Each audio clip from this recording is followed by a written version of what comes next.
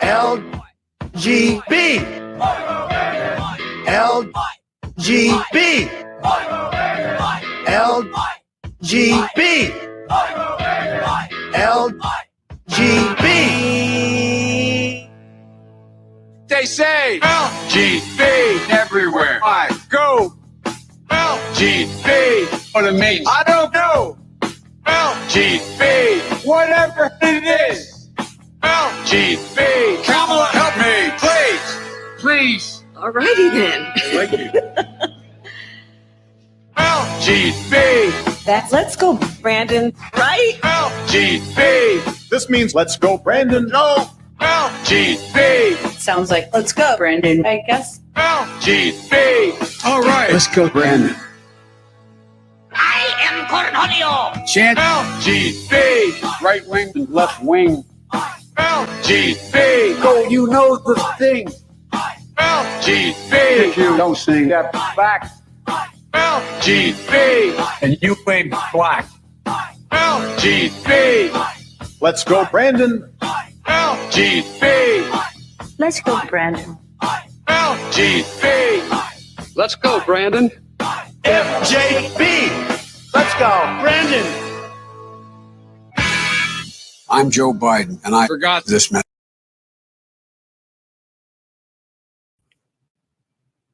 Greetings, my dear friends, and welcome to another episode of Reading Epic Threads. I'm your host, Patrick Gunnels, joining you from Houston, Texas, this March 4th, 2024 at 10:26 a.m. Central Standard Time. I am going to be presenting one piece today, and that is Dr. Naomi Wolf's review of Donald Trump's address at this year's CPAC in National Harbor, Maryland. And it's an important article. As you probably know, I'm a huge fan of Dr. Wolf's writing and of her activism. I think that I have a lot to say about this particular piece of hers. And I think it's important to address the paradigm from which Dr. Wolf is speaking, to evaluate the degree to which that paradigm applies in today's era. And because I think it's so important, after this reading concludes, I'm going to be joined by my friend, I'm your moderator, Chris Paul. Those of you who know me know that he officiated my wedding. We're friends, and we would like both to talk about this topic. My admiration for Dr. Wolf is in her writing, in her willingness to come around on a lot of issues. Her personal journey is an inspiring one for me. Between her and also James Dellingpole, who also comes from that old mainstream media paradigm, but is an awakening mind himself. These are rare people, and I think it's important to focus on a lot of their work. So that's where I'm coming from here. Before we get started, don't forget, guys, wow, orange angel paste. This is the best stuff you're ever going to put on your skin. It consists of only food grade, organic certified plant oils, and also infused, this time, it's going to ship on March 8th, infused with sweet orange essential oil, which gives you a burst of vitamin C. You know where most vitamin C is gotten from? From freaking mold. Yeah, they do. They get it from freaking mold. Now, it might be perfectly fine vitamin C, but this vitamin C comes straight from oranges, which are distilled into essential oils. It's great for your skin. Don't go sunbathing right afterwards. Putting vitamin C on your skin makes you more makes you more sun sensitive. But it's the best smell I've ever. I love this so much. Put this on, maybe a little rose with it. Mix and match, guys. I can't tell you how much I love this stuff. Your skin drinks it up, and it smells like you are in the middle of an orange juice factory. It's amazing. Angelpaste.com, promo code Shapiro to pry $1 from my grasping hands. And if you go to epicthreads.tv, you can order internationally. So there's all sorts of options here, guys. Don't forget epicthreads.tv. We're getting a lot more stuff there, but you can also get it at angelpaste.com. Your skin will drink it up. All right, let us go ahead and begin the piece from naomiwolf.substack.com, covering President Donald Trump at CPAC. Notes from a former political consultant by Dr. Naomi Wolf. This is one of those essays I fear to write. I fear that those who are passionate admirers of President Trump will take umbrage at my notes about his recent speech at CPAC, and that those who are appalled at the mere mention of his name will be even angrier at me than they usually are, as in this essay I treat him seriously as a presidential candidate. As many know, I used to be a political consultant for President Clinton's re-election campaign in 1996 and for Vice President Gore's 2000 presidential campaign. Before I was a consultant, I was a White House spouse. My then husband was a speechwriter for both President Clinton and for Mrs. Clinton. I became familiar from an observer's distance with the intense cycle of presidential speechwriting and revision.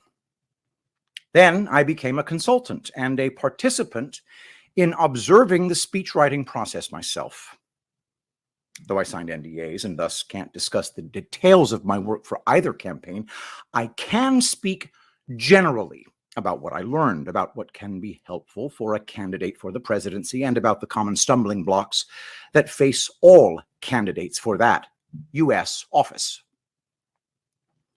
I also learned from both roles about the message process. This is the daunting task that a team of media specialists undertakes of getting the press corps to cover what is actually in the speech, ideally focusing their stories on the policy centerpiece of the speech rather than running stories that elide the speech together to focus on some random clickbait.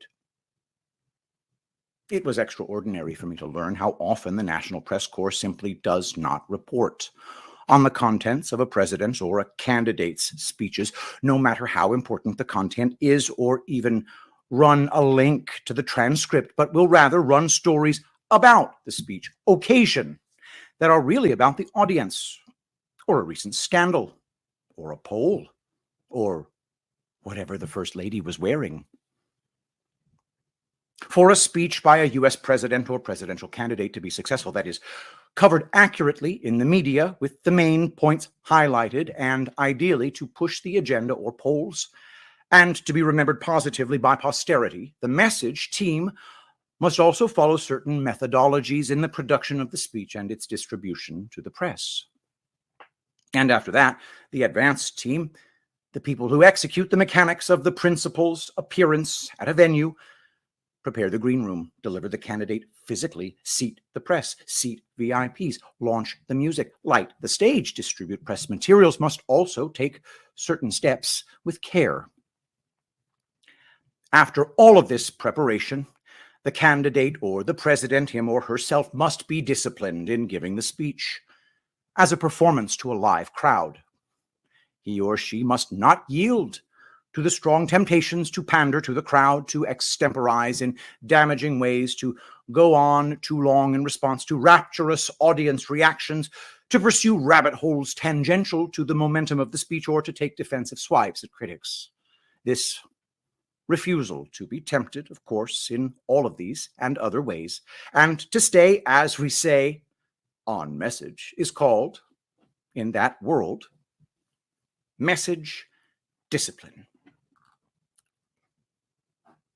In my role as visiting professor of rhetoric at George Washington University, where I taught the history of advocacy rhetoric, I learned what it was that made for great public speeches in Western history in general. My findings from the research I did there, combined with what I learned from the other roles I mentioned, all these information streams confirmed that the elements of a great public speech in the West, and certainly a great presidential speech or campaign speech in America, are systematic and universal.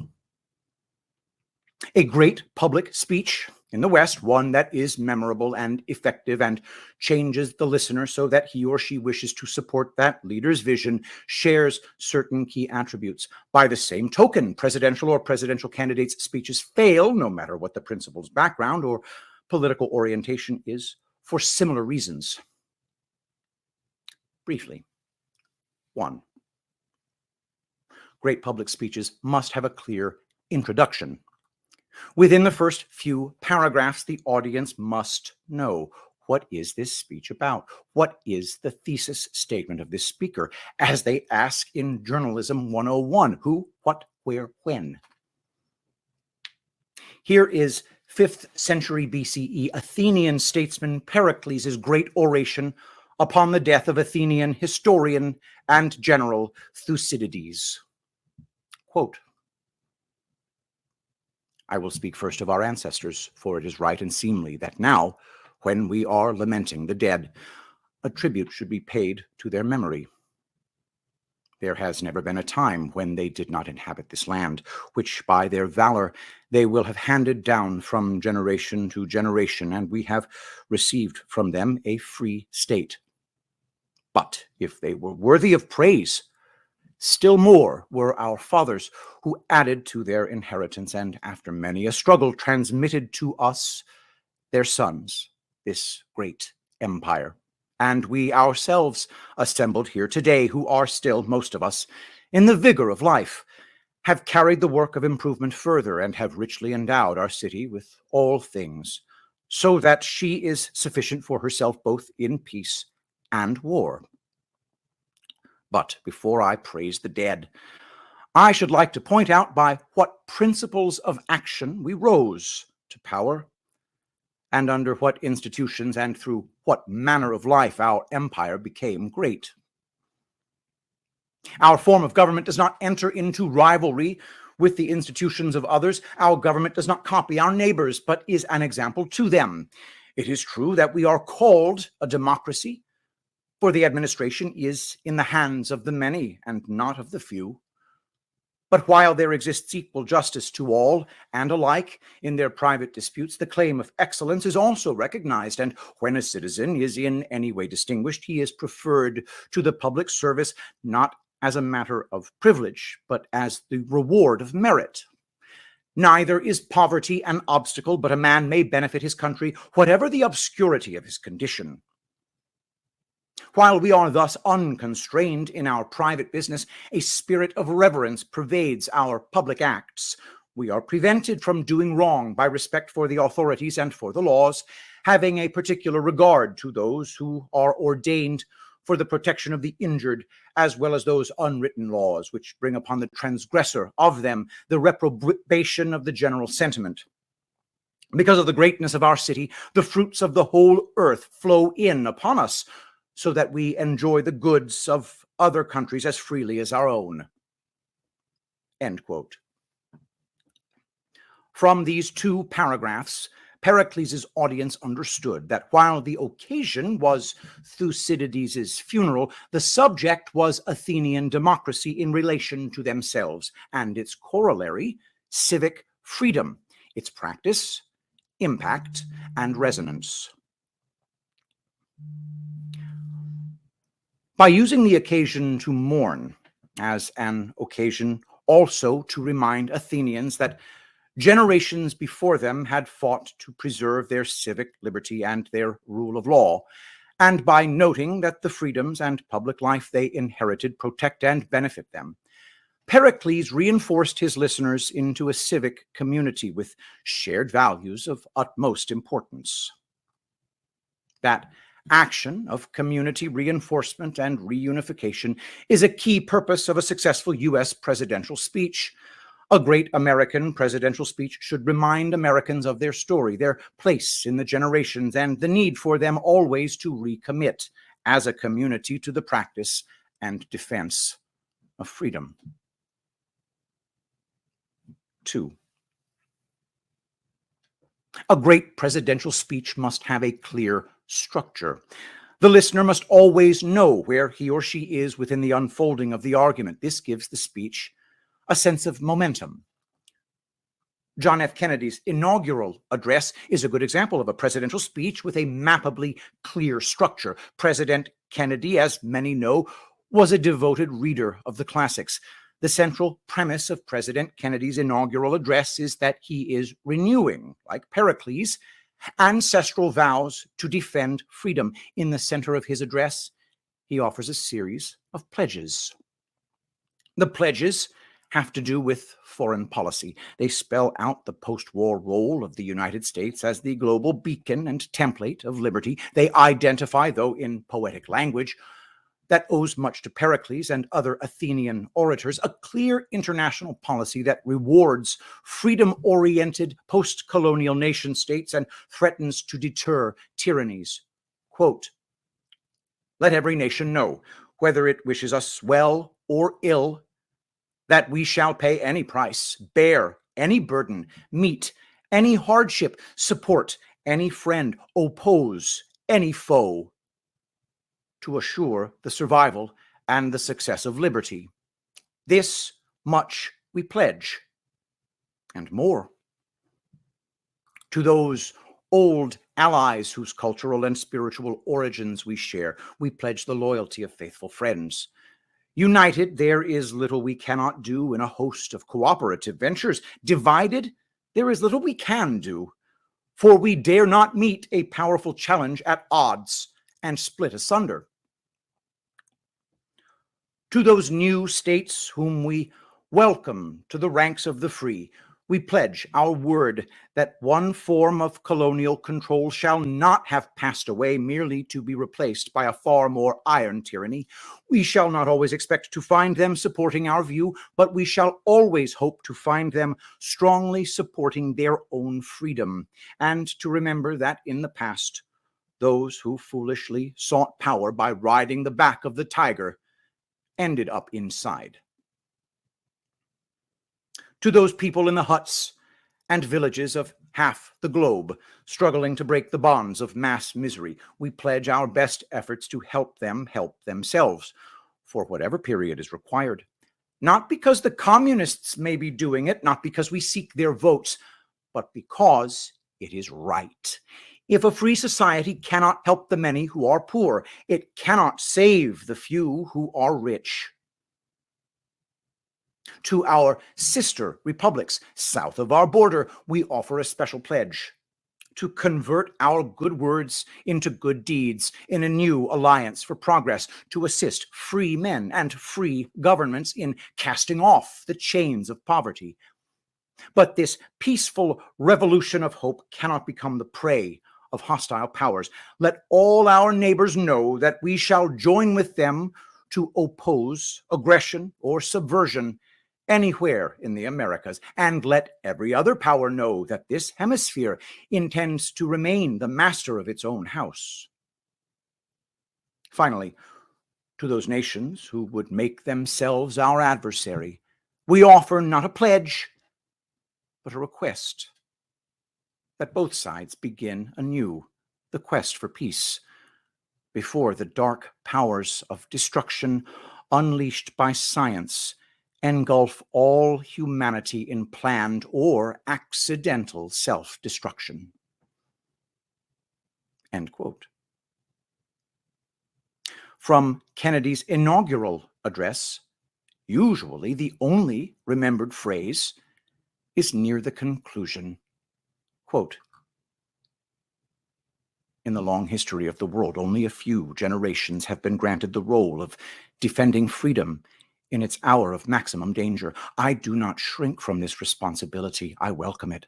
I do not believe that any of us would exchange places with any other people or any other generation. The energy, the faith, the devotion which we bring to this endeavor will light our country and all who serve it, and the glow from that fire can truly light the world. And so, my fellow Americans, ask not what your country can do for you. Ask what you can do for your country." End quote. However, this extraordinarily memorable phrase that 4 subsequent generations have used to summarize the hopeful idealism and spirit of national unity of Camelot would not have been so easy to lift out if the inaugural speech itself, which is only 1,366 words long, were not so crisply structured. 3, the successful presidential or candidate's speech must clearly spell out the policies proposed. President Clinton was elected in 1992, and his early speeches were a nightmare. They were wonky, a word that seemed coined specifically for him and his policy team. They were wordy and circular and repetitive. Worst sin of all, they used insider jargon more suitable to a Columbia University economics seminar than to a speech for Americans from every walk of life. President Clinton's popularity was at its lowest, and his media critics were at their most effective when his speeches had these burdens of language, because the people themselves literally could not understand what he was saying. The whiff of elitism embedded in this kind of language did not help him either. When people don't understand or like a president's speeches, it creates a media vacuum. And then scandal, rumor, gossip, sniping, and nonsense enter the void and dominate the press's coverage of that presidency. By 1996's State of the Union address, President Clinton had become much better at speaking in plain English and in presenting an organized policy list in simple terms. President Clinton used the opening paragraphs of his State of the Union, the top real estate rhetorically, to showcase indisputable statistics and concrete benchmarks. Quote, "The State of the Union is strong. Our economy is the healthiest it has been in 3 decades. We have the lowest combined rates of unemployment and inflation in 27 years. We have created nearly 8 million new jobs, over 1 million of them in basic industries like construction and automobiles. America is selling more cars than Japan for the first time since the 1970s, and for 3 years in a row, we have had a record number of new businesses started in our country. Our leadership in the world is also strong, bringing hope for a new peace. And perhaps most important, we are gaining ground in restoring our fundamental values. The crime rate, the welfare and food stamp rolls, the poverty rate, and the teen pregnancy rate are all down." End quote. He then parsed the speech cleanly into 7 challenges: to strengthen America's families, to provide Americans with educational opportunities, to help every American who is willing to work for it achieve economic security, to take our streets back from crime and gangs and drugs, to leave our environment safe and clean for the next generation, to maintain America's leadership in the fight for freedom and peace throughout the world, and lastly, to reinvent our government and to make our democracy work for citizens. Each challenge, subheadline, subhead in the lingo, was buttressed by his itemization of specific accomplishments of his administration, ranging from a voucher system for retraining for new jobs, to Congress banning gifts and meals from lobbyists, to the shrinking of the federal government under his watch, to his signing an executive order to deny federal contracts to businesses that hired illegal immigrants. Most remembered from this speech was his third way approach to welfare reform. Quote, "I say to those who are on welfare, and especially to those who have been trapped on welfare for a long time, for too long, our welfare system has undermined the values of family and work instead of supporting them. The Congress and I are near agreement on sweeping welfare reform. We agree on time limits, tough work requirements, and the toughest possible child support enforcement. But I believe we must also provide childcare so that mothers who are required to go to work can do so without worrying about what is happening to their children. I challenge this Congress to send me a bipartisan welfare reform bill that will really move people from welfare to work and do the right thing by our children. I will sign it immediately." End quote. Some reporters made fun of his granular approach, this itemization of his achievements and goals down to the level of the details around banning meals for lobbyists. Others criticized him for being policy-oriented at the expense of soaring rhetoric.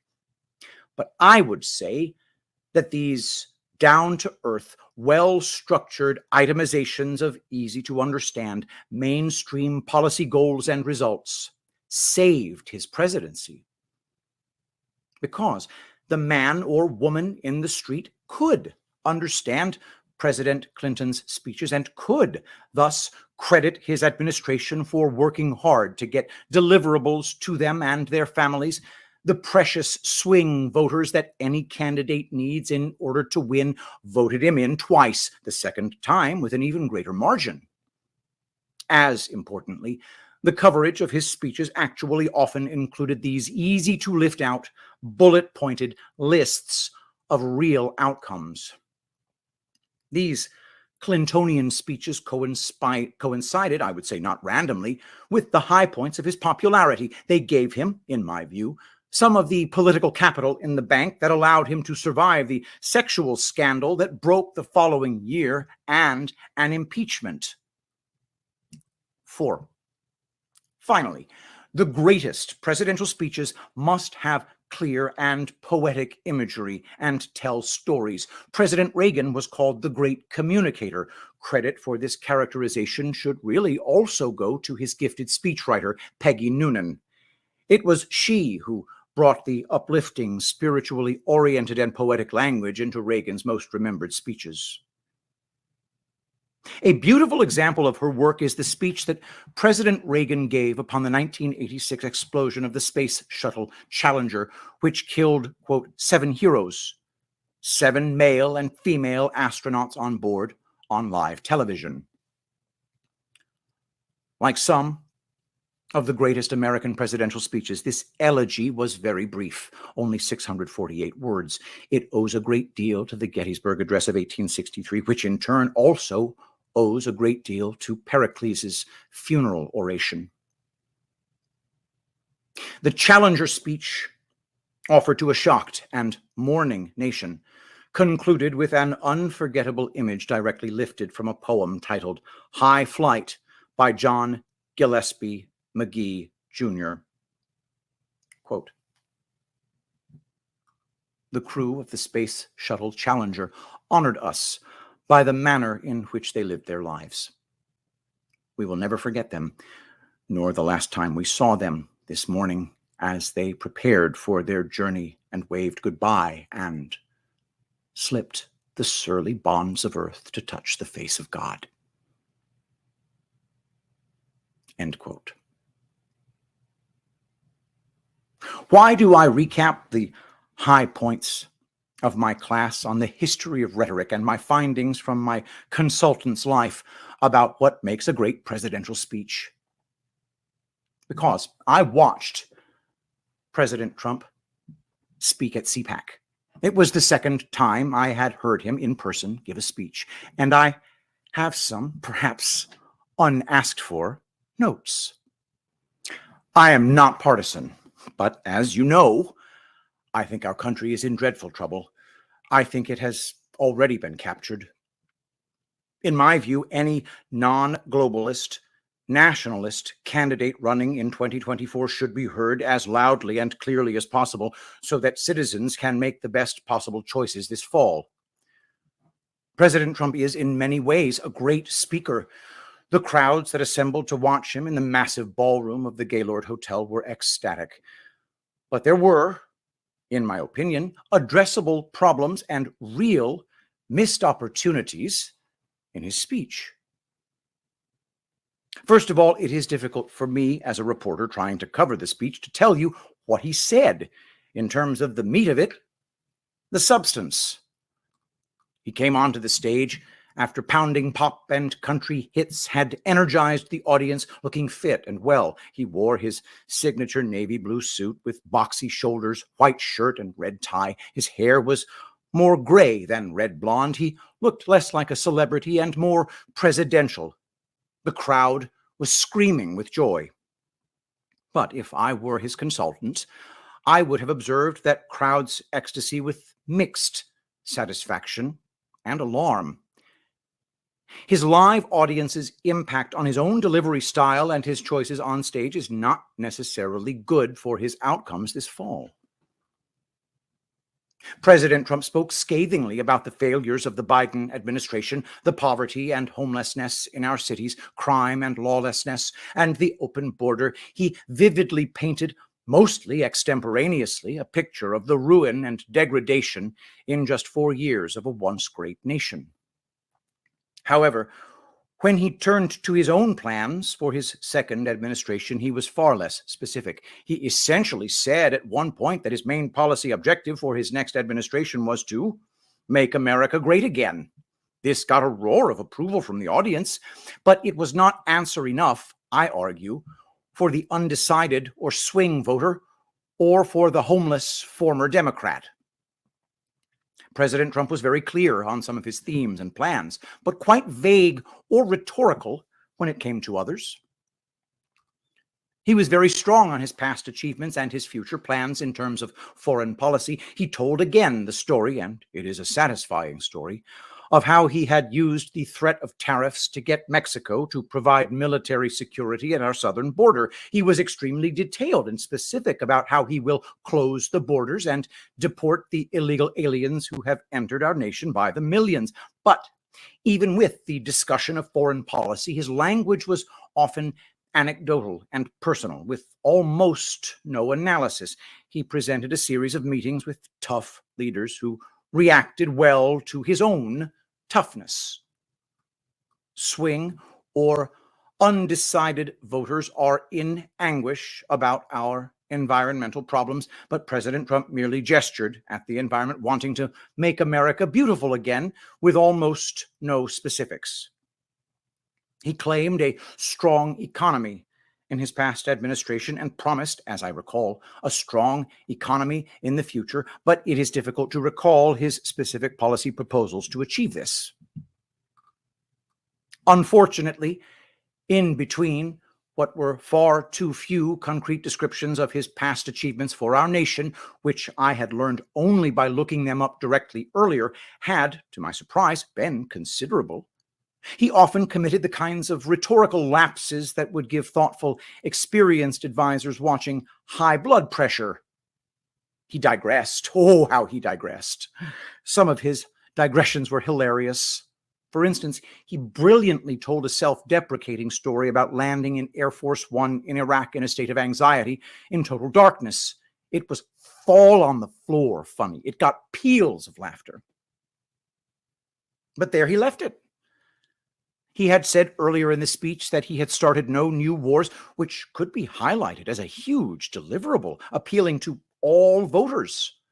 But he did not tie this anecdote to that larger point. Indeed, he tied that story to no larger point at all about Iraq or about fear or about conflict.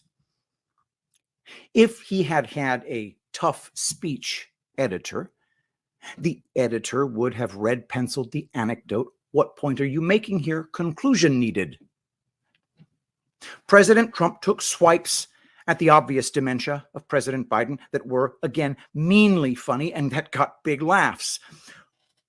But he could have made that same point more sadly and gently. He could have thus gotten the votes of all those who worry about President Biden's mental state and also added all those who are caring for a loved one with dementia, not a small voter category. I registered, listening as a journalist, that those moments would be lifted out by the media to portray him negatively. He told hilarious anecdote after hilarious anecdote. The problem is that the live audience loved him. His live audiences always adore him. That is not news. The CPAC crowd cherished the personal stories, the improv, the humor. But there are some problems with his speech style for the rest of us. One issue is that such speeches guarantee poor press coverage. I, as a member of the press, watched nearly half an hour of his time go to hilarious anecdotes, repetitions, mean swipes, and charming jokes in such a chaotic and circular way that, as I noted above, it is very difficult indeed for me to write an article pinpointing what exactly his speech was about. The circularity, digressions, and repetitions also prevented the speech from having the liftoff that a great speech delivers, that sense of moving with the speaker through time to arrive at a new destination. If I were an advisor of his, and I'm not angling for a job, just imagining his staff's tasks in handling him, I would be gritting my teeth at the half hour of digressions because they took up so much room that there was no systematic summary by the end of his time of what he had achieved for the country during his first 4 years, nor a clear projection of what he would do for us in the next 4 years. As noted, when the press can't easily lift out the bullet points of a speech, they fill the space under the deadline with mean quotes, gossip, scandal, invective, and what President Trump calls fake news. But why needlessly give them the opportunity to do this? President Trump is not the only candidate whose best talents can be killed or diverted or suffocated with undue responsiveness to live audience love. President Clinton had similar faults. Both were or are so good with live audiences that they seduce and are seduced by the live audience, leaving the press and the viewers at home who may not be so in love with the candidate often bored or restless or unmoved. I watched the reaction of the press corps around me and observed my own internal responses. A meme that circulated later on social media, a snapshot of a reporter playing a digital card game while covering President Trump's speech at CPAC, seemed to those who were sharing it like a criticism of the reporter in question. But speaking as a neutral observer and as a reporter, it's actually a criticism of the candidate. A great speech, or even just a substantive speech, will rivet any audience member, even if he or she is politically opposed or neutral. During various flights of Trumpness that led the live audience into paroxysms of adoration, I felt the same sense of detachment as did the reporter who was playing digital hearts. Why? Because President Trump seemed to be speaking only to those who were already besotted and not making his case to the rest of America. The live audience at CPAC is not everyone, President Trump forgot. I felt that he was speaking not just to his base, but potentially to millions of undecided Americans who were watching at home. All candidates can fall into the trap of mirroring only the concerns and language of their bases and forget that most of the country has to vote for you if you're to win. Many phrases that President Trump used at CPAC were right, perhaps just for his base, but wrong for a general audience. For instance, he did little to distinguish legal from illegal immigrants, which vagueness allowed the press inaccurately to call him anti-immigrant. Candidates for president in the past only became president when they solved this problem of moving from their appeal to the base, which the population alone can never get you elected or even outdo the cheating margins, to an appeal to the moderate middle. An example of this evolution was when President Clinton moved from the language of welfare to welfare reform, or when candidate Bush II said about abortion, "Good people can disagree." The best and most influential speeches of Presidents Lincoln, Kennedy, Reagan, Clinton, and Bush II appealed to the us in Americans and were inclusive, not narrowly partisan. There was another moment in which I thought President Trump burned political capital needlessly. He pointed directly at the media seated. He literally pointed his index finger at us far in the back of the ballroom and at the video and TV cameras too, and said the fake media were corrupt. Not some in the media, not many in the media, but the fake media.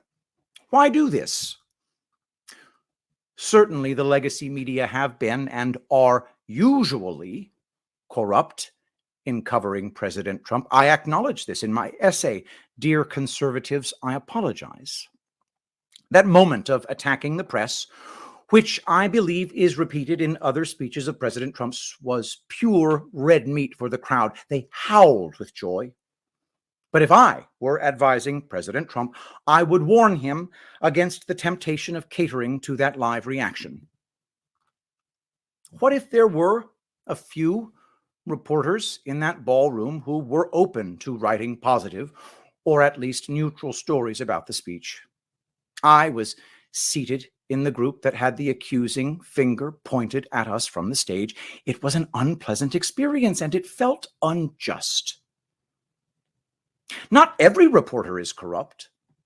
Also, power balances can shift in the course of a campaign, and an editor who has commissioned nothing but hit pieces in the past can shift to neutral or positive stories when the polls evolve. But the polls won't evolve much, and nasty coverage won't change if President Trump continues so flamboyantly to make a wholesale enemy out of all of the press as a category. Lastly, there were some miscalculations, in my view, by his advance team. One is that, as I mentioned, the press corps was seated at the far rear of the ballroom. It felt stigmatizing to be seated further away from the candidate than anyone else.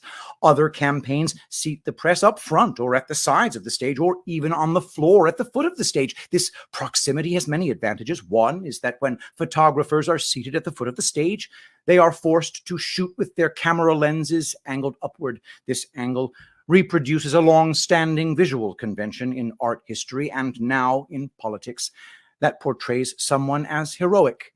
If photographers are seated far away rather than at the foot of the stage, they take level photographs and video of the candidate.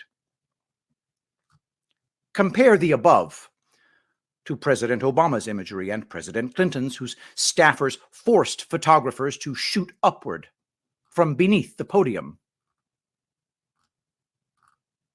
This heroic angle actually derives from classical imagery of leaders. Notice that heroes are always on plinths or on horseback. This heroic angle has been exploited by fascists, communists, and leaders of free societies alike. Aesthetics aside, there were other omissions that prevented positive or even substantive coverage of President Trump's CPAC speech. Our advance teams back into the 1990s would give press kits to all media present with a speech summary clearly presented and the bullet points and key quotes already lifted out. This gave reporters no excuse not to report what was in the speech. At CPAC, there was no such summary or bullet-pointed press kit distributed to us, to my knowledge at least. So a reporter heading back to his or her hotel would be forced to rely on wading through a transcript, rewatching the speech and taking notes, incredibly slow and laborious when one is on deadline, or else be driven to simply recycle, again, gossip, innuendo, slander, and some quote from a random purported Nazi at CPAC, if one could be found. My view of press coverage is that the subject always has a responsibility, at least, to make it easy for the press to understand what was said. If the press has that summary in hand and then smears or misreports the speech, that's fully on them. But if one leaves gaps, such in press outreach, or one bears some responsibility for poor or non-existent or fake news coverage of a candidate or a speech. And indeed, the reports of the CPAC speech were full of fake news. Rolling Stone's headline was, "Self-proclaimed dissident Trump rails on Newsom, calls migrants' languages a horrible thing." This is Rolling Stone's summary of the speech. Quote, "The hour-and-a-half rambling speech covered Trump's typical gamut, where he touted his cognitive abilities while demeaning President Biden's, defended Jan 6th insurrectionists, ripped on the media, and preached a doomsday scenario if he is not reelected. He compared migrants to Hannibal Lecter, claiming they are terrorists who are killing our people, and a contagion, echoing his previous Hitler-like poison the blood rhetoric," end quote. Would you vote for someone who did all of this? Most Americans would not. So, the CPAC speech itself is misrepresented grossly by this Rolling Stone summary, but also it isn't. Unfortunately, President Trump was indeed so loose and anecdotal so often in his detours and riffs that these words could indeed be lifted out of the verbal spaghetti on the plate and presented thus damagingly out of context. Here is the Washington Post's transcript of the speech. You can see its discursiveness and treacherous lack of structure for yourself. Link in the article. Why not say many or some illegal immigrants are terrorists? Why not say many or some in the media are corrupt? I was there. listening as President Trump did his jazz extemporaneous riff on the many languages of the illegal immigrants. I knew when he said it's a horrible thing that he was talking about the entire scenario that preceded that statement, the invasions, the crimes, the lawlessness. But my reporter brain recognized the bingo moment. I knew that other reporters would lift out the phrase, it's a horrible thing, and relate it just to the preceding sentences about foreign languages being spoken. And I knew with what aversion, swing, or undecided voters would hear that. Why make these careless lapses in specificity, which are so easy for a hostile press to exploit? Why? By not giving the press a tight printed speech with bullet points and summary, and by not training the candidate to stay on message, pave the way for President Trump's critics to dismiss him as rambling. Why? Why, if you support this candidate's policies, make it so easy for his critics to smear him entirely? I am in the sad position of having seen President Trump twice and having been impressed, wholly against my will, by much of what he had to say. Most of the rest of the country has not had that experience. Their knowledge of him is filtered through this hostile media. He can win if he and his team prioritize message, discipline, structure, and good advance work. His adoring base will send me angry emails now, no doubt. We love him just the way he is because he is real. He does not talk like politicians. That is why we love him. And I am sure that that is true. But the rest of the country is not so all-embracing. And any good candidate with his or her speechwriter can attain a healthy balance, offering structure and adding flights of seeming but carefully vetted improvisation that do not get the candidate in trouble again and again with the press and with undecided voters. There is a way to improvise so that vagueness and rhetorical lapses do not drown out the overall very important policy message. I guess what I'm saying is that President Trump's speeches and speaking style do not do justice to his record of achievements and actually sometimes undermine many people's ability to understand and evaluate his record. President Trump, indeed any nationalist candidate running for U.S. president in 2024, should take a careful look back at the great speeches of the past, including the great American presidential speeches. These candidates should, in my humble view, rein in their human inclinations to respond primarily to the swooning responses of their live audiences and their devoted bases. They should remember that the great and successful U.S. presidential candidates, and indeed the great U.S. presidents, spoke with focus and discipline and strength and a sense of mission. And they did all of this by addressing the better angels of our nation as a whole, and by issuing historic and future-oriented calls to duty and unity to all of the American people.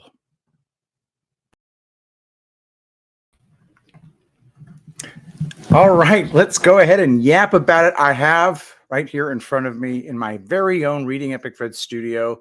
I'm your moderator, Chris Paul. Chris, great to have you here, bro. How you doing? Great to see you. The horrors persist, but so do I. As do I. It's one of the most wonderful things about this business. The horrors persist, and we get to talk about them. Yes. Just a reminder, everybody, Orange Angel Paste does go ship out the door on March 8th. Pre-order now at epicthreads.tv or angelpaste.com. Promo code Shapiro to pry $1 from my grasping hands. Best smelling lotion that I've ever smelled. And I had the rose scented lotion. Now it's the orange infused, dude. Did you know that vitamin C is usually harvested from mold, Chris? I did not know that. Yep. That makes me feel kind of strange. It is. It's probably fine. For real. It probably is fine the way that they refine it. I've talked about it with Dr. Lee Merritt, but they do take it off of mold. This infusion, this is harvested from oranges. So if you really want some really pure vitamin C on your skin, get the orange infused. We ship on March 8th. Angel Paste, your skin will drink it up. Chris, what did you think about this Naomi Wolf piece? I'm a big fan of Naomi Wolf, and I feel like I had some pretty decent room to criticize a lot of the premises of what I saw in this speech, and I thought you'd be the other person who might find a little bit to refute. Yeah, I think that is, I think you're having exactly the right thought. I have a lot of respect for Naomi Wolf. Like me, she is a former liberal who spent a lot of time in liberal elite circles and society. So I respect immensely what she is doing. I am not 100% convinced that this is not leading to ultimately a Robert F. Kennedy Jr. Supportive position for her in general. But again, I respect the hell out of her work. I respect the hell out of how brave she has been to this point in addressing the problems with elite American liberalism and progressivism, the system and society from which she came. She goes on War Room quite a lot. So I've appreciated her there. And she has a project that has brought in all sorts of people from around the country to collectively analyze the vaccine documents that were intended to be hidden away for 75 years into the future. So all that wonderful work. I don't have enough good things to say about Naomi Wolf for all of that stuff. The one questionable part is where this is ultimately going to lead. And then I have some criticisms of how far she has gotten with kind of her progression and some things that I see her kind of struggling with that I dealt with in 2020. And I think that she eventually has to move past those things. I think and hope that she will, but I think there is some room for criticism. Oh yeah, especially I think that what I just read was a political consultant's report card based upon some very, very flawed assumptions. I'm not even going to say outdated stuff. A lot of the stuff that political consultants have been analyzing presidential speeches and trying to get presidential candidates and presidents to stay, quote, on message comes from an era when we really had some misconceptions about what our mainstream media were. Maybe there was some strange time in the misty past when the mainstream media was a bunch of, gumshoes trying to get at the truth. But in my lifetime, and I think probably a little before at least, they were intelligence agency cutouts. For example, the Watergate clowns, the guys who Woodward and Bernstein. It's known at this point these guys were products of those intelligence agencies. And it's just been that way for a really long time. So what we had with presidential speeches and presidential campaigns was intelligence agency reporters reporting on intelligence agency actors. Okay, they did a good job of producing a theatrical production that gave the appearance of adversarialism, but it was always a sham.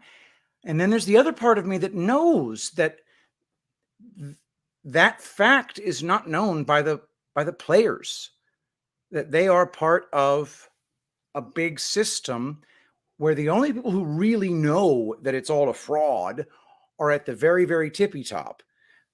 And I get that from the James Dellingpole piece when Dellingpole said, look, I didn't know that I was part of this mafia. We all just had this institutional conformity and a desire to continue to be in the in crowd. And so when Naomi Wolf says there's so much in this speech that will give the press the ability to say mean things about him, I kind of had to shake my head a little bit because there is definitely a bunch of misconception going on to say such a thing in the first place. Yeah, I agree. And I will add one more part of that, which is that the elections aren't real. So, she knows that, and she knows that too. Right. So what we're talking about is an analysis here of how we used to believe that campaigns functioned and what we used to believe were the deciding factors in an election. And once you account for the factor you just mentioned and the factor I just mentioned, all of this analysis blows up right in her face. And so that's the unfortunate part, because there are other things that she is noticing here that are valuable, but the report card aspect where she is grading him on the quality of his speech in relation to how political campaigns are typically run. That doesn't make any sense at all. And, you know, she is a proponent of how things used to be done. Her experience is in how things used to be done and the messaging that surrounds how things used to be done, but nothing's done like that anymore.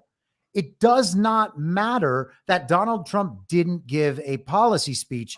And, you know, maybe if you want to react to that, I want to move on at some point to some of the policy discussion, because I think that policy discussions are pointless. Yes, they're extremely pointless.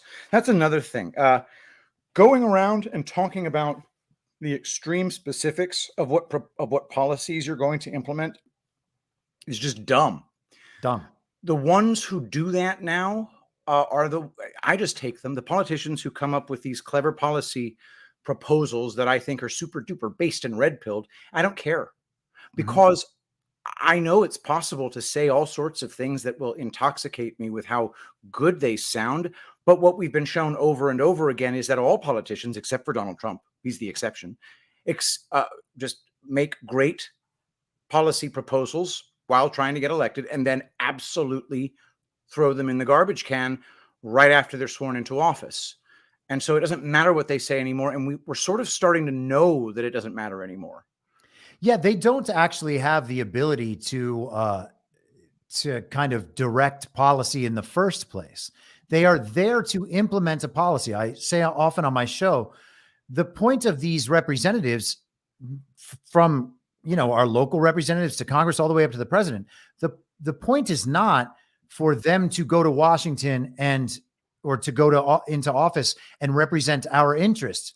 That is how it's supposed to be. That's how we're told it is, but that's not how it is. What they are doing is representing a greater agenda and trying to sell it to us in a way that they can, at least passively claim they have respected the wishes of the voters. But they are continually involved in a sales pitch to us. They are trying to sell us on policy ideas so that they can say, oh, the president won because of this policy proposal. Therefore, the voters support this policy proposal. Therefore, we can implement this policy proposal and say that we are doing the democratic will with the consent of those governed.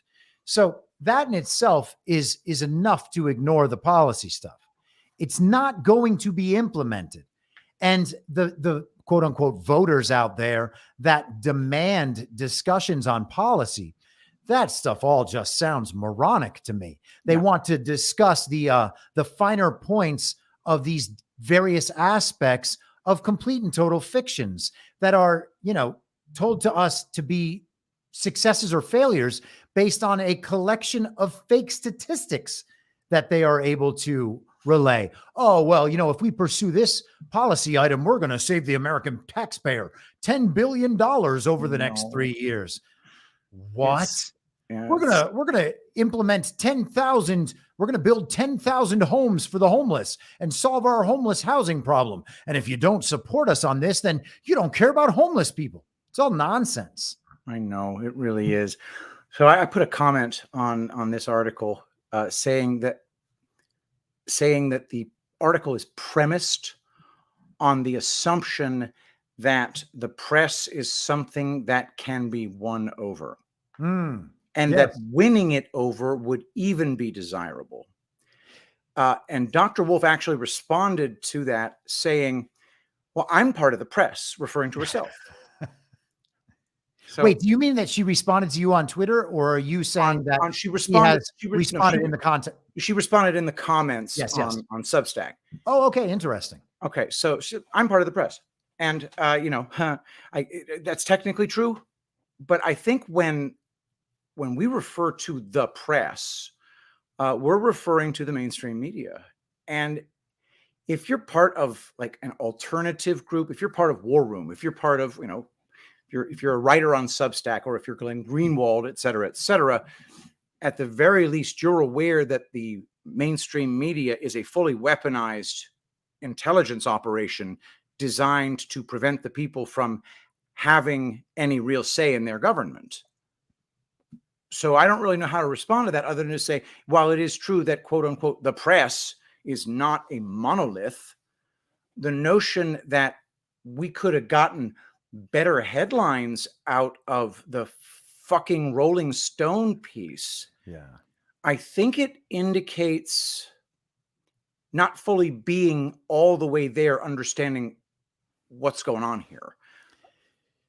Yes, I would actually take that even a little bit further to say that I don't think winning over the press is any priority whatsoever. Yeah. That's not the job. So this traditional understanding of politics and political analysis and how things work in this entirely rigged, manipulated, and scripted system, throw all of that in the trash. It is a direct person-to-person thing. Voters need to come to terms with who and what Donald Trump is and what he represents. He is not here to appeal to you on your terms. I know that people don't like this. This is not the ideal way that politics are supposed to be. We are supposed to be, as we are told, presented with a range of possibilities and figure out which ones we align with. Those politicians should then cater to us and our desires in order to win our approval so that we will go out and cast our very legitimate votes for them, thus electing them to office. That is the job as it is commonly described, but that's not the job once again. And there's a great discussion to be had here around Trump's voice and his particular communication style. This is something I've thought about a lot over the last few years. I hope we get into that. But the idea that Trump needs to appeal to certain demographics at this point is crazy. Oh, yeah. The idea that he needs to have these messages for suburban women or these messages for Hispanics or these messages for Black Americans, not true. Certainly doesn't need a particular message for the press. The press's coverage cannot help or hurt him. He is beyond that, right? Yes. The reality on the ground, the reality in people's lives is ultimately going to be what dictates where they put their support. And as this reality, the obviousness of how bad this particular reality is, as this continues to emerge and confront people, they move toward Donald Trump no matter what he says. So we're beyond that. And to, kind of return to the policy discussion for just a second, I wrote down in my notes today that anti-policy actually is policy. Trump's policy proposal is to not have policy proposals. Policies in our government under a constitutional system should be ad hoc. If there is something that we need to do, then we should figure out a solution that comports with what the Constitution has set out. We should not be in this.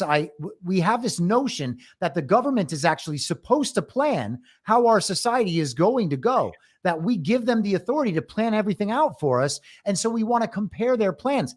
No, the plan is no plan. The plan is to strip that government away as much as possible. And, taking down the deep state, that's a policy. That is the policy. And it's not, oh, we need this agency to do this. There are those too. Those are described in Project 2025. Naomi Wolf is welcome to go read those policy proposals. But Donald Trump, with a national audience, his job is not to describe policy proposals for us, knowing that they're not going to be implemented in the first place. Yeah, very true. What about the other criticism that goes like this? And this is something that I think a lot of people would resonate with at first glance. Okay, it's not the base that he needs to win over. It's the malleable middle or the persuadable middle. I also don't find that persuasive. I don't either. Yeah. If people are unable to come to terms with the fact that Donald Trump is the clear and obvious and only choice, that is entirely on them. And the longer they resist that, the more they will dig themselves into their prior understandings of how all this works. And it is going to do nothing but create havoc in their lives. The result here is already in some way inevitable and baked into the cake. We are going forward in this direction.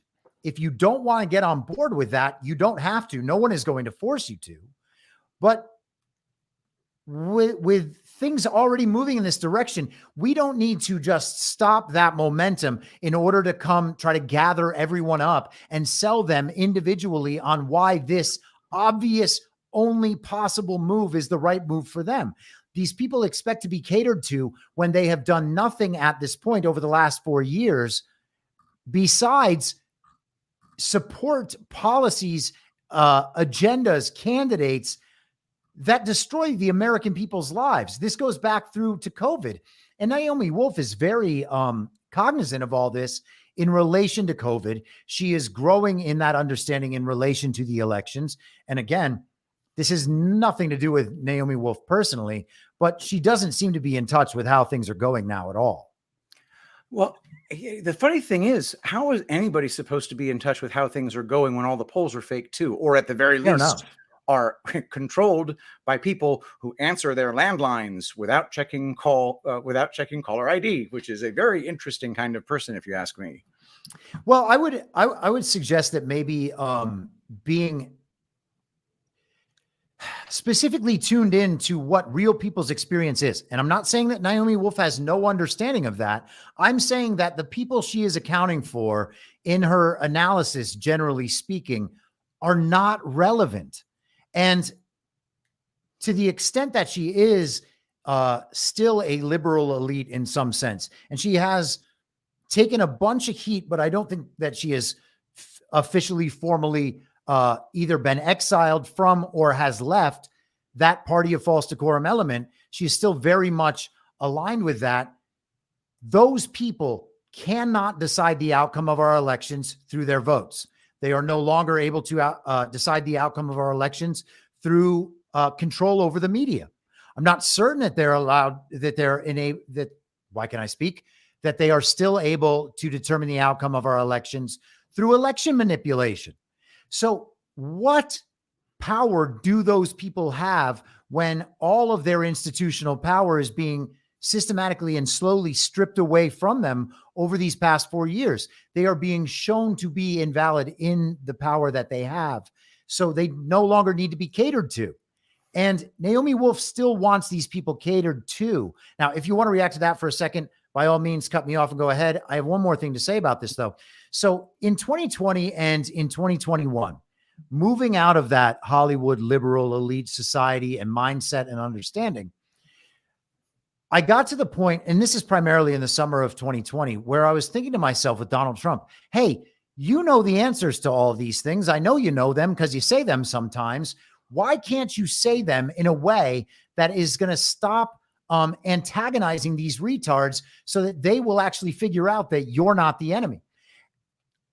I was already convinced. So it wasn't about convincing me. I didn't need Donald Trump to be a different way for my sake, but I thought he needed to be a different way for the sake of other people who needed to be convinced, who I wanted to be convinced.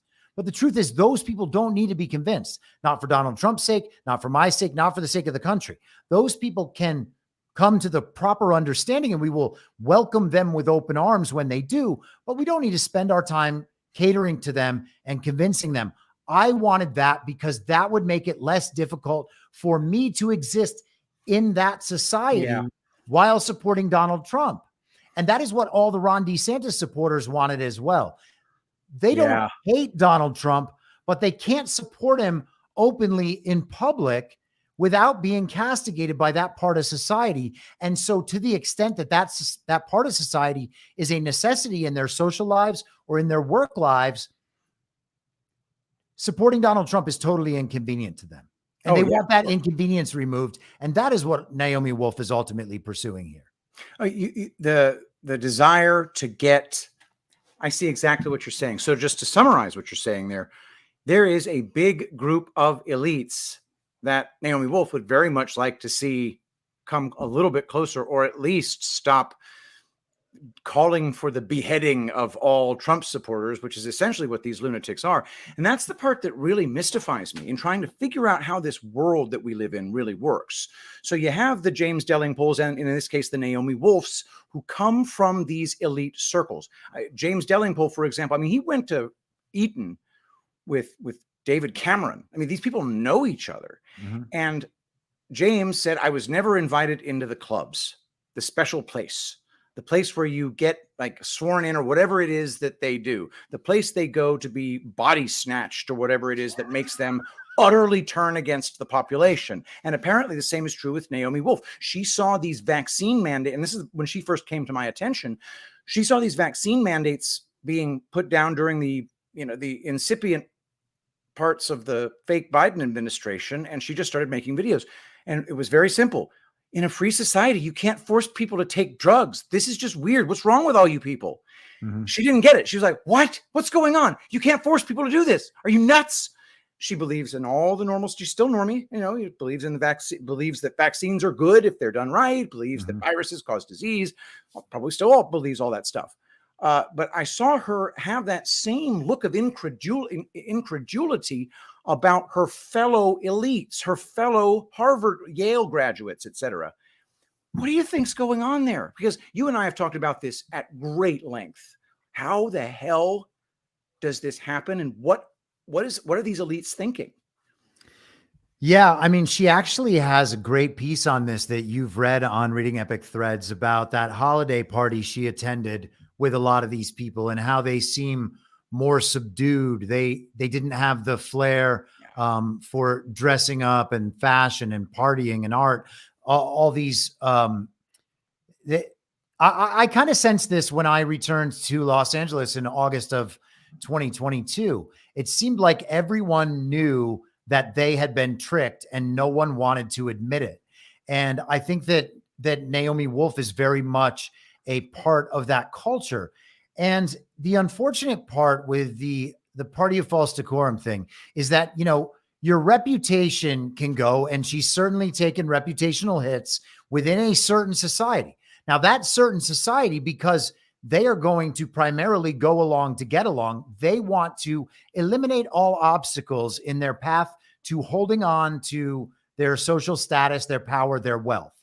So they are happy to amend their views whenever it is necessary. And so they have come in Naomi Wolf's direction since then, which then provides Naomi Wolf the illusion that these people are somehow going to eventually align with her when it comes to the important stuff. They are not going to do that. She is still seeking the approval ultimately of these people. They are not going to come around. This is not something that she can even potentially accomplish. But yet I think that she is still catering to that viewpoint, expecting that they will, because people like her don't want to lose these relationships entirely. Some of these people she has probably been friends with and, worked on projects with for the last 30 or 40 years in some cases. And it's not easy to just allow those people to go. I dealt with it in Hollywood. Unfortunately, I didn't have a choice because I said all the no words and they got very, very angry at me and tried to destroy my reputation in public, like on Instagram and other social media sites. In our personal circles, I would hear about different comments. Oh, I've gone crazy, all this other stuff. I'm sure that she has gotten all of that. Yeah. I left. She didn't leave. I gave fat middle fingers to all those people and was like, hey, I'm out of here. I will never talk to you ever again. I thought we were friends. I thought we had a mutual respect. You didn't even ask me what I thought before condemning me. So our relationship is now over. Yeah. It seems like she's not up for that sifting process. And if I'm getting her wrong, I apologize. Again, I respect her a great deal, but this is a point where people kind of hit the end of their progression along these lines. They cannot even fathom giving up these long personal relationships.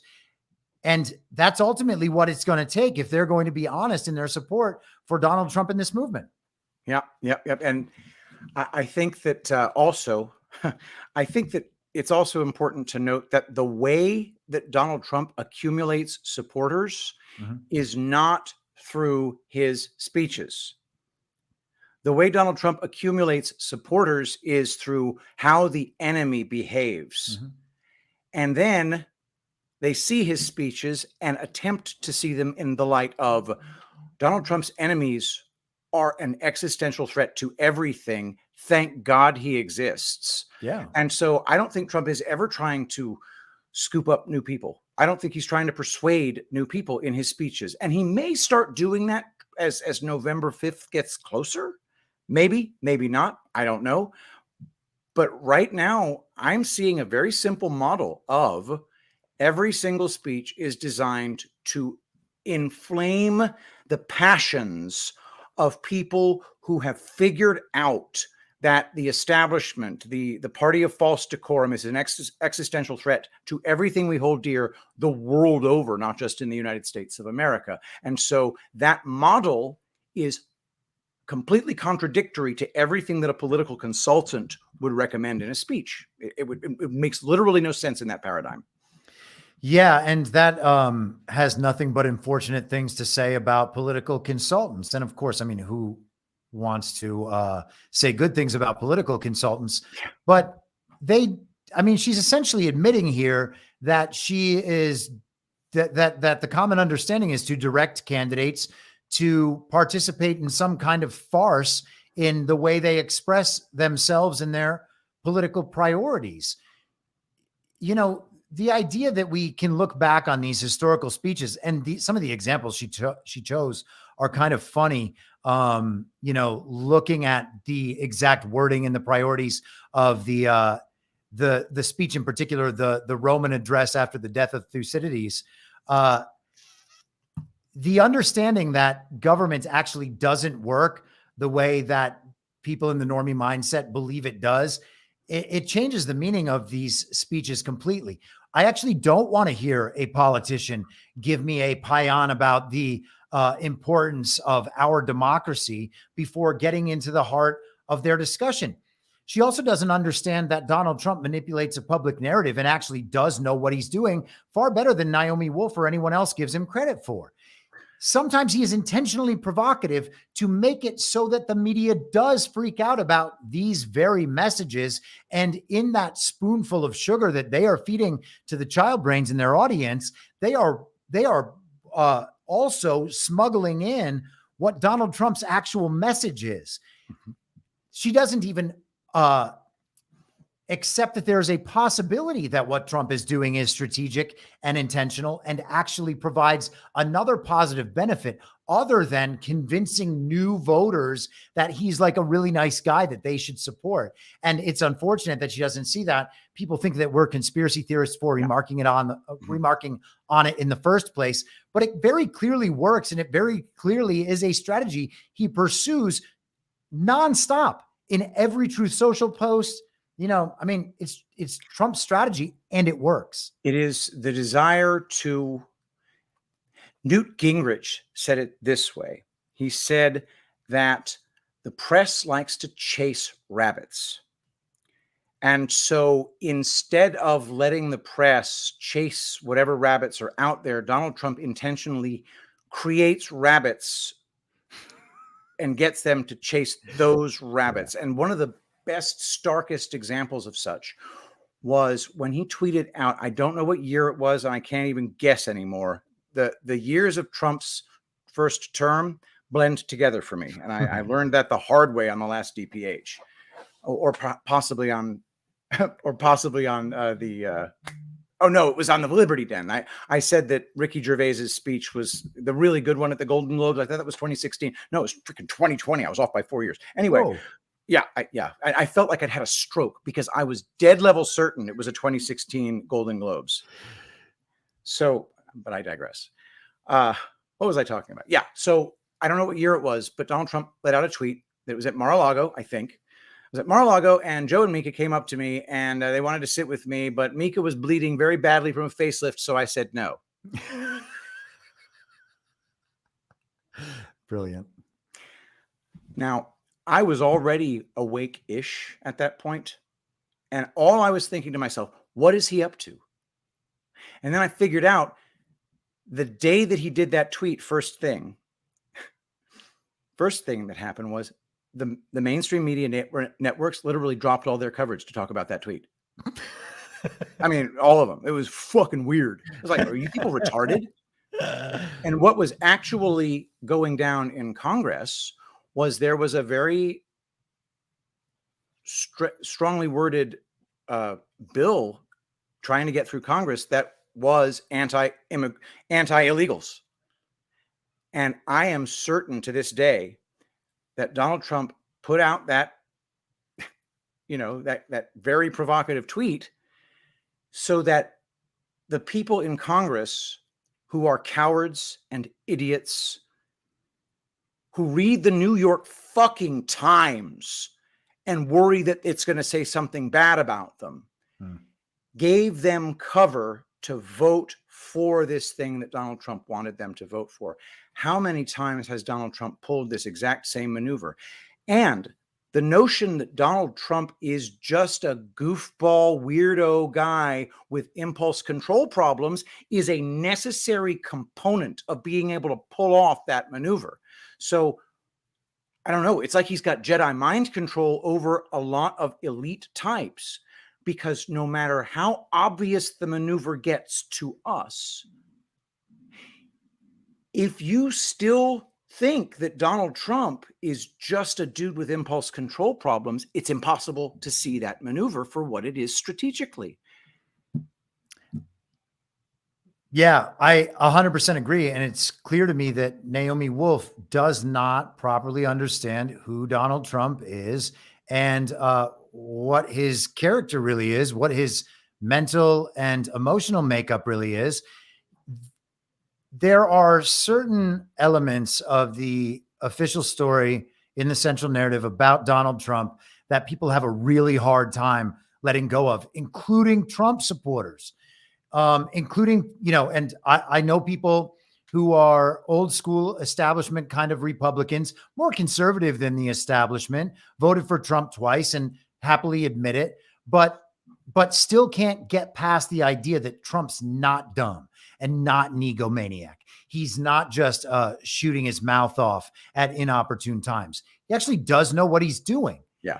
The guy is a lifelong celebrity, maybe an FBI informant, Yep. a billionaire real estate investor, a builder, like monumental celebrity, maybe the most famous person in the world right now, a television star, and then someone who not only won the presidency, but in the process defeated the Clinton machine, the Bush machine, the McCain machine, the Romney machine. How many political machines? I'm probably leaving some off. Mm-hmm. He's doing all of this while every institution of old guard power attacks him all the time. That's not something that can be done by a stupid person. And he is now back again, more popular than he ever was. The idea that that's somehow just some random act of circumstance it's not possible. And to say one more thing about Trump's communication patterns, there are a few people on our side of things that the left takes this interpretation on. Mike Lindell is another one, because he has this speech pattern that is very grating to the college educated. We were taught, and I certainly was, I imagine that you were to some extent too, that one's eloquence and ability to represent themselves as an intellectual is part of what allows them to be taken seriously by a certain kind of person. Some of the stupidest people I know are extraordinarily well-spoken, and they are able to memorize entire scripts worth of ideas from the Joe Rogan podcast or Rachel Maddow's MSNBC show.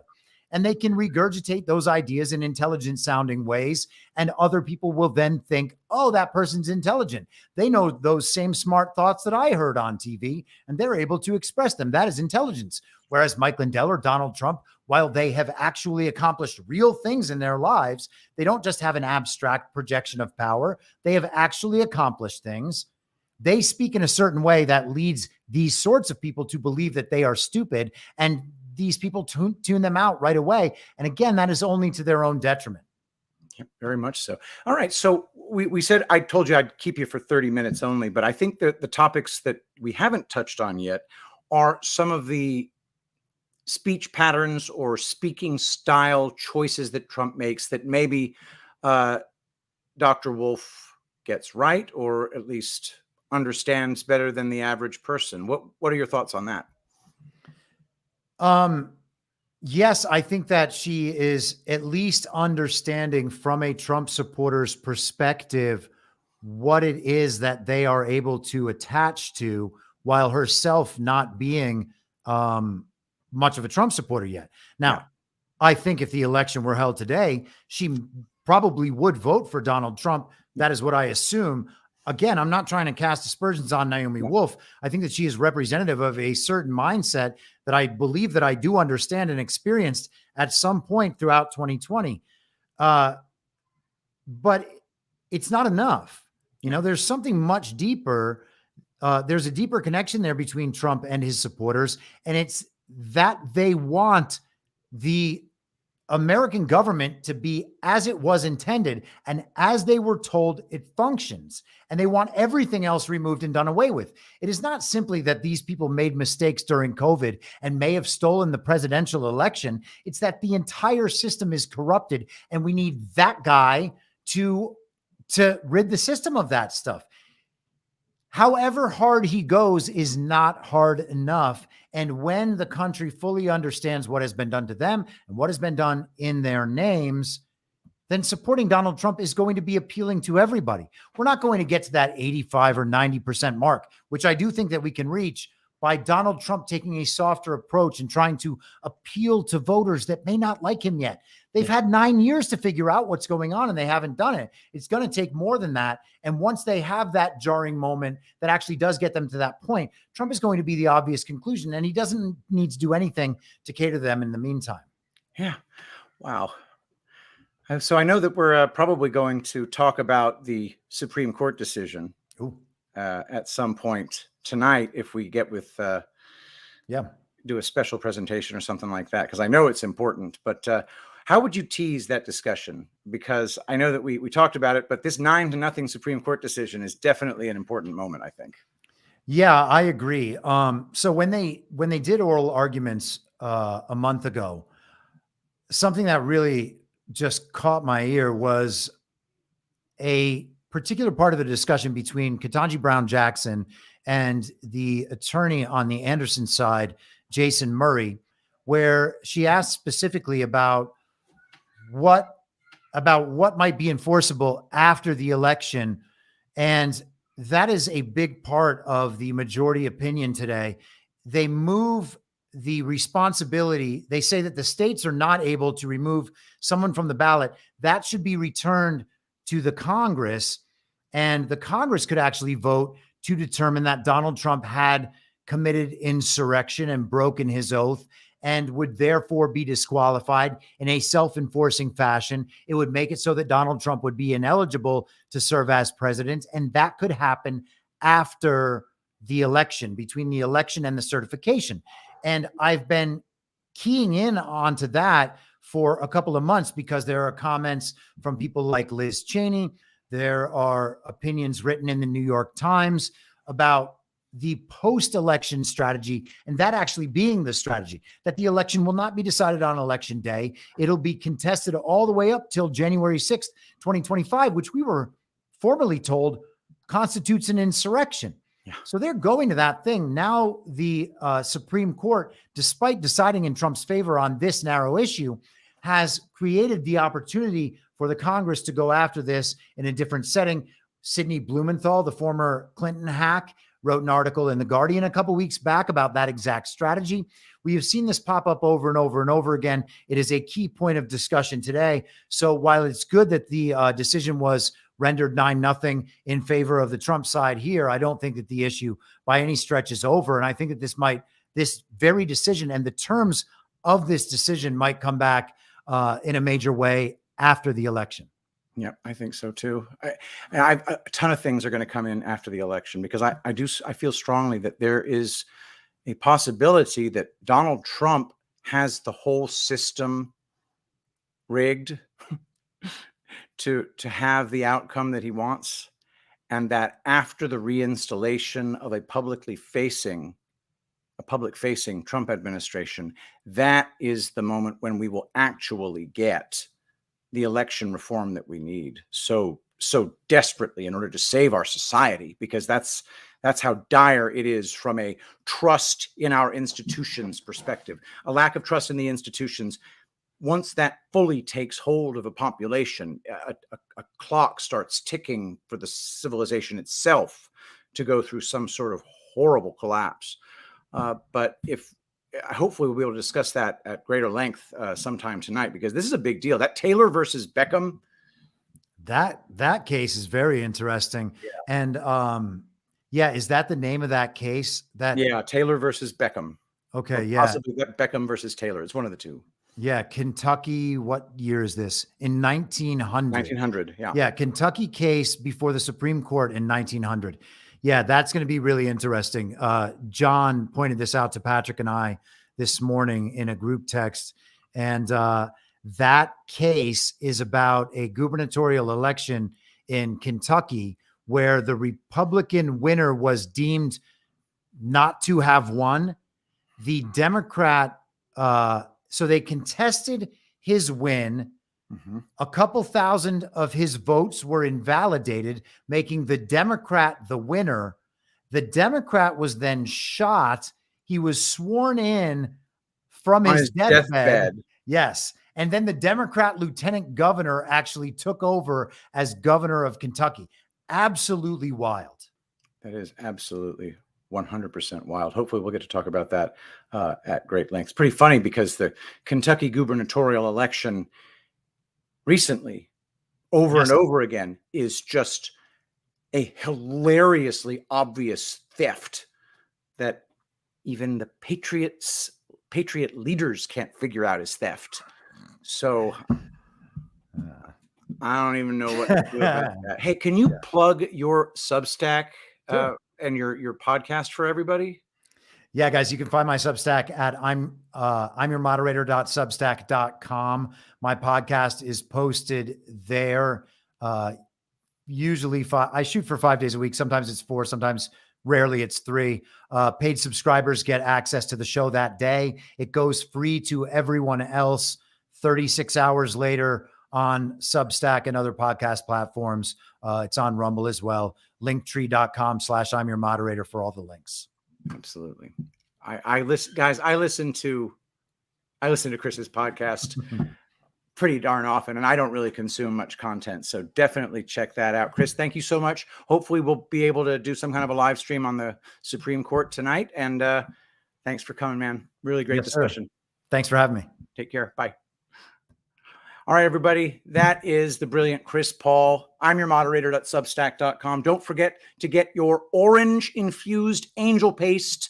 You can get that at angelpaste.com, promo code Shapiro, or epicthreads.tv, promo code Shapiro.